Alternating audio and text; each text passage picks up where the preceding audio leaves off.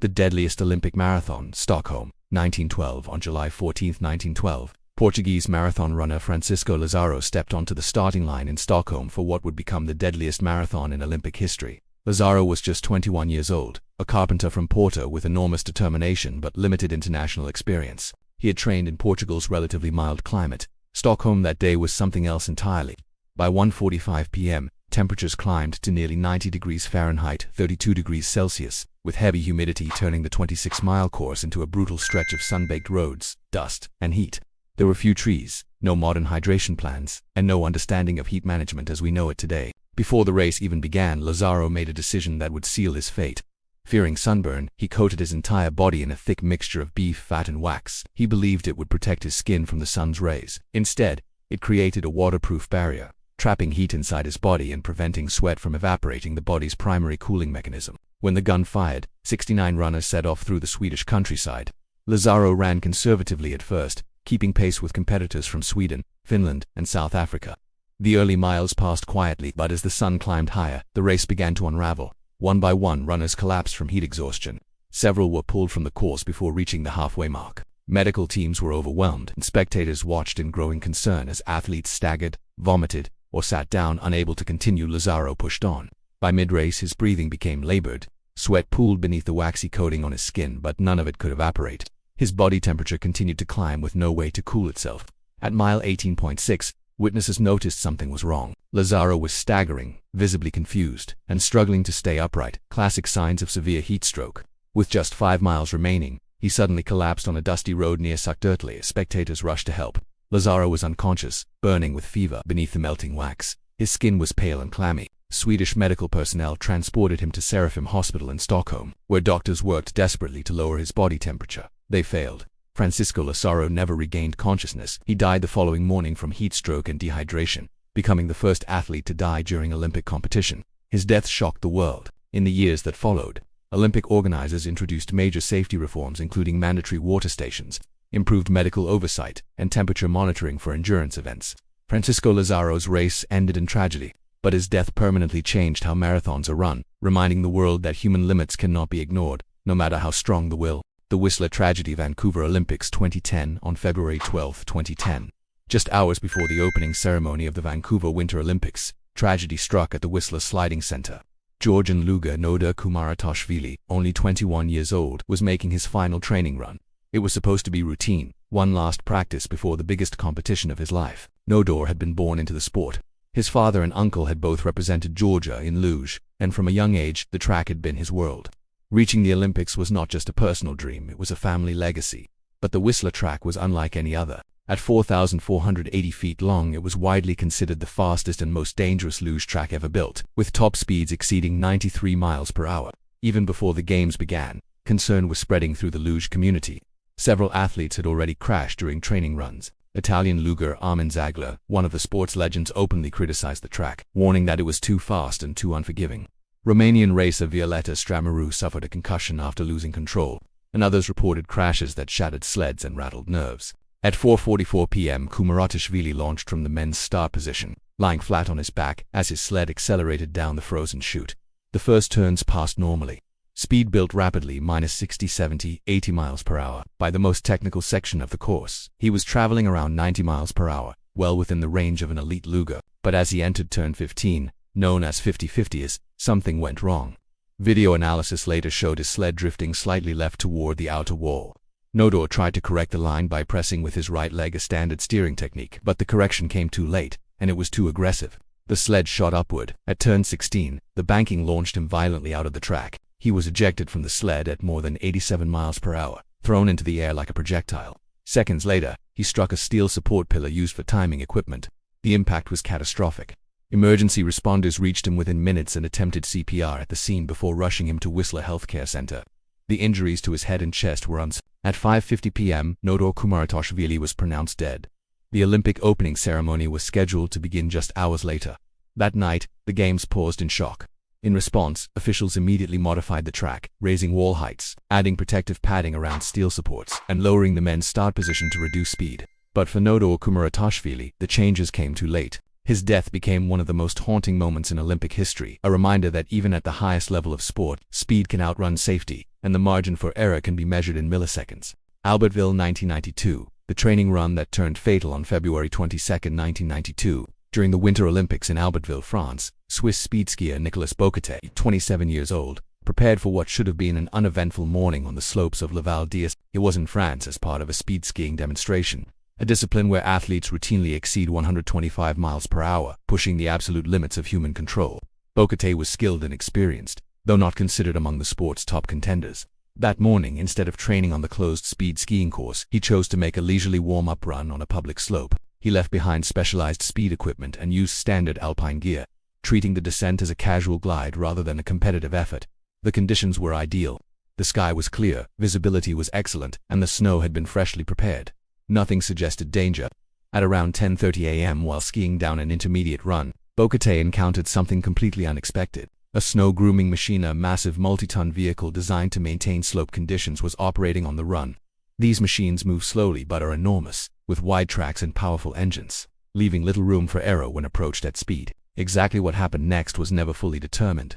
Witnesses later said Boquetet appeared to either misjudge his line or momentarily lose control as he closed in on the vehicle. Whether it was distraction, a miscalculation, or simple bad timing, the result was the same. Once the danger became clear, there was no time left to react. Traveling downhill at high speed, even on a moderate slope, Boquetet had no chance to avoid impact. He slammed into the rear of the grooming machine with devastating force. The collision caused catastrophic injuries that were instantly fatal. Despite the immediate response of ski patrol and medical personnel, survival was impossible. The shock rippled through the Olympic Village and the speed skiing community. What was meant to be a low-risk moment of preparation ended in sudden loss. In the aftermath, Olympic organizers and ski authorities reassessed safety procedures, tightening rules around slope access, equipment use, and coordination between athletes and resort operations during major events. Boquetet's death became a stark reminder that even outside competition, the mountain demands constant respect and that danger does not always announce itself before it strikes. 1960 Rome Olympics.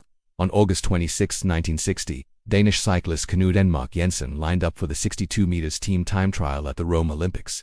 Unaware he was about to become the first athlete to die from drug use during Olympic competition, the 23-year-old was part of Denmark's foreman cycling team, competing in the grueling road race under scorching Italian sun with temperatures reaching 104 degrees Fahrenheit. Jensen had been taking RNAL, a blood circulation stimulant legal at the time, but later banned due to dangerous side effects, especially when combined with extreme exertion and heat. The medication was commonly used by endurance athletes who believed it improved performance by increasing blood flow, but its effects in hot conditions were poorly understood.